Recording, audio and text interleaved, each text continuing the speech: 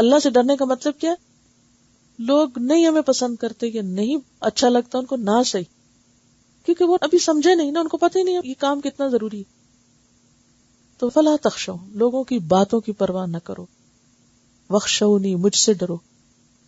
دیکھیں کل قیامت کو جب ہم اللہ کے سامنے جا کے کھڑے ہوں گے، یہ جتنے ہمارے خلاف بولنے والے ہیں ان میں سے کون ہمارے پاس آئے گا اور ہمیں بچائے گا؟ دیکھیں نا، کوئی ہماری مخالفت اگر اس لیے کرے کہ ہم غلط کر رہے ہیں اور ہم سیدھے ہو جائیں اور ہم ان کی پیروی کرنا شروع کر دیں، ان کو راضی کرنا شروع کر دیں کہ نہیں یہ ناراض نہ ہو ہم سے، ہم ان کی رضامندی پہ چلتے ہیں، تو یہ بچائیں گے ہمیں کل قیامت کے دن؟ کوئی نہیں کام آئے گا. وَاخْشَوْنِي، مجھ سے ڈرو، وَلِأُتِمَّ نِعْمَتِي عَلَيْكُمْ، تاکہ میں تم پر اپنی نعمت تمام کر دوں. یعنی یہ قبلے کی تبدیلی اصل میں نعمت کا تمام کرنا تھا، یعنی دین کی تکمیل کا سمبل تھا یہ. وَلَعَلَّكُمْ تَهْتَدُونَ، تاکہ تم ہدایت پا جاؤ. کما ارسلنا، یہ نعمت ایسے ہی ہے جیسے ہم نے تمہیں ایک اور نعمت بھی دے رکھی ہے، اور وہ نعمت کیا ہے؟ رسول اللہ کی آمد صلی اللہ علیہ وسلم. اور ان کے ذریعے کئی نعمتیں ملی. کیا؟ کما ارسلنا فیکم رسولا منکم یتلو علیکم آیاتنا ویزکیکم ویعلمکم الکتاب والحکمہ ویعلمکم ما لم تکونوا تعلمون. اتنی نعمتیں جس کو مل جائیں کہ جس کو اللہ کی کتاب مل جائے، اس کے پڑھنے کا طریقہ آ جائے، جس کو کتاب کی تعلیم ہو، حکمت کی تعلیم ہو، وہ باتیں پتہ چلیں جو وہ پہلے نہیں جانتا تھا، اس کا تزکیہ ہو جائے، اس سے بڑی کوئی نعمت ہے؟ تو تم لوگوں کی باتوں سے ڈر کے اس نعمت کو چھوڑ دو گے؟ فاذکرونی، مت چھوڑنا، لوگوں کے ڈر سے اللہ کا ذکر نہیں بھولنا. فاذکرونی، مجھے یاد رکھو، اور اگر مجھے یاد رکھو گے تو اذکرکم، پھر میں یاد رکھوں گا تم کو. یہ یاد رکھو. اور اگر تم نے مجھے چھوڑ دیا اور میرا راستہ چھوڑ دیا اور اس کام کو چھوڑ دیا تو پھر کوئی نہیں کام آئے گا. واشکروا لی، اور میرا شکر ادا کرو. ولا تکفرونی، اور میری ناشکری نہ کرنا. ناشکری کیا ہے؟ یہاں کیا مانا یہاں ناشکری کا؟ یعنی اللہ دے رہا ہے ایک نعمت، ہوا خیر مما یجمعون، اور انسان اس کو چھوڑ دے کہ لوگ باتیں بناتے ہیں، یا اس کو چھوڑ دے کہ وقت نہیں ہے، یہ بڑا مشکل راستہ ہے، تو وہ گویا کیا کر رہا ہے؟ ناشکری کر رہا ہے. جیسے نظم آپ نے سنی تھی نا، اس میں ساری مشکلات کا ذکر کر کے پھر آخر میں کیا کہا گیا تھا کہ اس کا شکر ادا کرو جو نعمت مل رہی ہے. یہ چھوٹی چھوٹی چھوٹی چھوٹی باتیں جو ہیں جن کو ہم نے ایشو بنا لیا ہے کہ یہ مشکل ہے، وہ مشکل ہے، یہ لکھنا مشکل ہے، اور یہ رٹنا مشکل ہے، اور یہ امتحان مشکل ہے، اور وہ یہ کوئی مشکل ہے؟ یہ کیا مشکلیں ہیں اس کے عوض؟ تولے ذرا، ایک طرف یہ چھوٹی چھوٹی چیزیں اور دوسری طرف وہ نعمت جو ہمیں مل رہی ہے جو دنیا اور آخرت میں عزت و سرفرازی کا ذریعہ ہے. تو ان کی خاطر اس کو چھوڑ دیں گے؟ تو کیا مانا ہے یہاں ذکر اور شکر کا؟ کہ اس کو یاد رکھو، اسے نہیں چھوڑنا. ذکر، مجھے یاد رکھو. تو جب انسان اللہ کی کتاب پڑھتا ہے تو اللہ کی باتیں یاد رہتی ہے نا.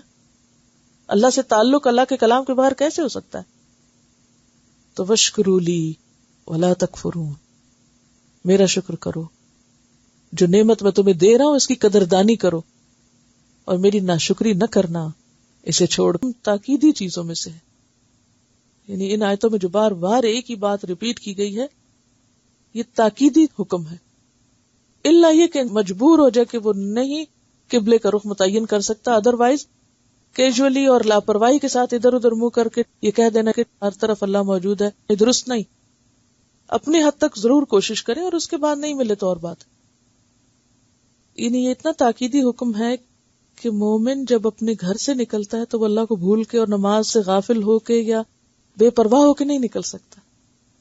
یعنی جب وہ کہیں سے بھی نکلتا ہے، کوئی بھی سفر شروع کرتا ہے یا کسی بھی طرف جاتا ہے، جہاں سے بھی نکلو، جدھر کو بھی جاؤ، تمہارا رخ نہیں بدلنا چاہیے. اللہ کی ذات یا وہ ایک جو فوکس ہے یا جو ایک مرکزیت ہے یا جس طرف تمہیں رخ کرنے کو کہا گیا ہے، لِكُلٍّ وِجْهَةٌ هُوَ مُوَلِّيهَا، تو ہر ایک کے لیے ایک نہ ایک مرکز ہے. تو بندہ مومن کا مرکز اللہ کی ذات ہے، اس کو ادھر ہی رخ کرنا ہے.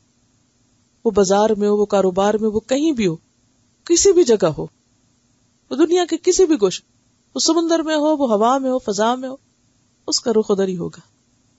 تو یہ اصل میں جو کعبہ ہے بیسیکلی تمام مسلمانوں کو یونائٹ کرنے کے لیے، اس کا جو بنیادی غرض ہے، اور اس کو سمبلائز کیا گیا اللہ کے گھر سے.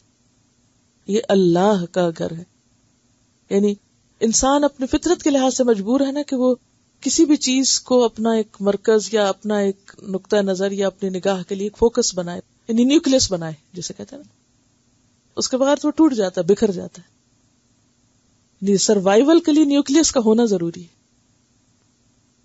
تو بحیثیت امت مسلمہ کے فرد کے تمہارا سروائیول اس قبلے کو فوکس کرنے میں، سینٹر میں رکھنے میں. اور اس طرح اگر آپ گلوب کو سامنے رکھ کے دیکھیں نا، وہ بیچ میں قبلہ ہے اور پوری دنیا کے لوگ اس کے ارد گرد صفیں بنائے ہوئے. ایک صف وہ ہوتی ہے جو اس کے قریب بنتی ہے نا حرم کے، اگلی صف، اور پھر وہ ایک مسجد کے اندر، پھر وہ مکہ کے اندر، پھر وہ پوری دنیا کے اندر ایک. اگر آپ اوپر سیٹلائٹ سے دیکھیں اور اگر کسی طرح لوگ نمازیں پڑھتے نظر آئیں تو منظر کیا ہو. تو یہ ایک بہت زبردست فیلنگ ہے. اس لیے اس کی اتنی تاکید ہے کہ نہیں، اگر تم نے منہ ادھر پھیر لیا اور ادھر پھیر لیا تو اس سے کیا ہوگا. توحید اتحاد کو جنم دیتا ہے. توحید سے، وننس سے اتحاد آتا ہے، یونٹی آتی ہے. اور اگر مرکز بدل گئے تمہارے تو توحید بھی باقی نہ رہے گی اور اتحاد ختم ہو جائے گا. یعنی قبلہ کیا ہے؟ مرکز عقیدت ہے نا ہمارا. ہم سب مسلمانوں کے قبلے سے، کعبے سے کیا غرض ہے، کیا تعلق ہے؟ ہماری عقیدتوں کا مرکز ہے، وہ محبتوں کی جگہ ہے. اور اللہ سے شدید محبت رکھنے والے بندے ابراہیم نے اس کو تعمیر کیا تھا اور اس بیوی بچے کو وہاں تنہا صحرا میں چھوڑا تھا، اس غرض کے لیے کہ ایک ایسی عمارت بنائی جائے کہ جو پوری دنیا کے مسلمانوں کو اکٹھا کر سکے. کہہ سکتے ہیں مصدر ہے، یعنی سورس ہے ہمارے لیے ایک انرجی کا یا ایک ایمان کا. وی بلونگ ٹو اٹ، اور ہم اس کا ایک حصہ ہیں. اب آپ ذرا رب دیکھیے، پچھلی آیتیں اس سے پیچھے رائٹ بفور دیٹ کیا گزرا ہے؟ فرقہ واریت ہے نا. فرقہ واریت کو کنڈیم کیا گیا پچھلی آیتوں میں. پہلے پارے کا آخری رکوع کیا موضوع ہے اس کا؟ فرقہ واریت کی ریجیکشن. وہ کہتے تھے یہودی بن جاؤ، عیسائی بن جاؤ، ہدایت پاؤ گے، اور اس سے پھر یہ تفرقہ ہوتا ہے. تفرقہ بازی کی ممانعت ہے وہاں. نحن لہو عابدون، لہو مسلمون، لہو مخلصون، اسی کے ہیں. ٹھیک ہے.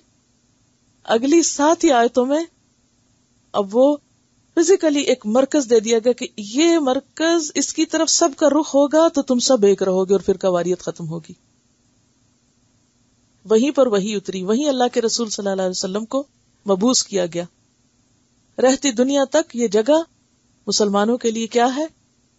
ایک سینٹر آف لائف ہے، سورس آف لائف ہے. لائف سے مراد ایمان کی زندگی مراد ہے. یہاں ایمان کی زندگی کا ایک سورس ہے، نیوکلیس ہے. اور اگر وہ باقی نہ رہے سب ٹوٹ جائے گا. یہ کوئی چھوٹی سی چیز نہیں ہے. اس لیے ایک دفعہ نہیں، کئی دفعہ کہا گیا کہ ادھر ہی رخ رکھو، ادھر ہی دیکھو.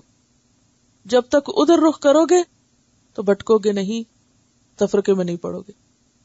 اور جب وہ مرکز عقیدت بدلے گا، لوگ اس کو چھوڑ کر اور چیزوں کی طرف رخ کر لیں گے تو پھر وہ قدرتی طور پر الگ گروہ بن جائیں گے.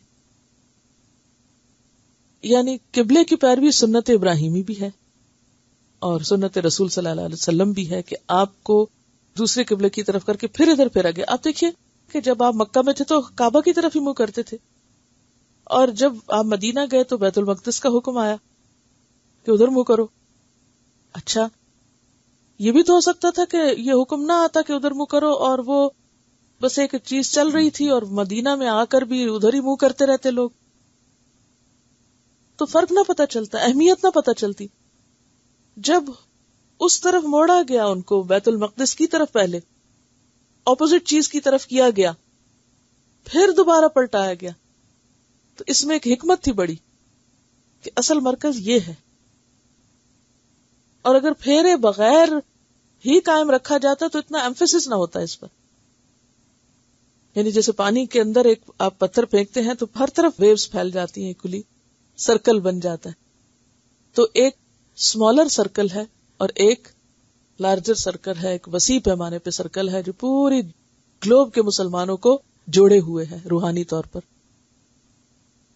اور آپ دیکھیے کہ کتنے افسوس کی بات ہے کہ خود نام نہاد مسلمانوں کے اندر ایسے لوگ ہیں جو انہی مقامات کا مذاق اڑاتے ہیں اور ان کو یعنی ایک طریقے سے دوسرے طریقے سے کسی نہ کسی طرح کسی نہ کسی ذریعے سے ان جگہوں کی اہمیت کو کم کرتے ہیں. اور یہ کوئی معمولی جرم نہیں ہے. شاعر اللہ کا احترام جو ہے وہ ایمان کا حصہ ہے. وآخر دعوانا ان الحمد للہ رب العالمین. سبحانک اللہم وبحمدک نشہد ان لا الہ الا انت نستغفرک ونتوب الیک. السلام علیکم ورحمۃ اللہ وبرکاتہ.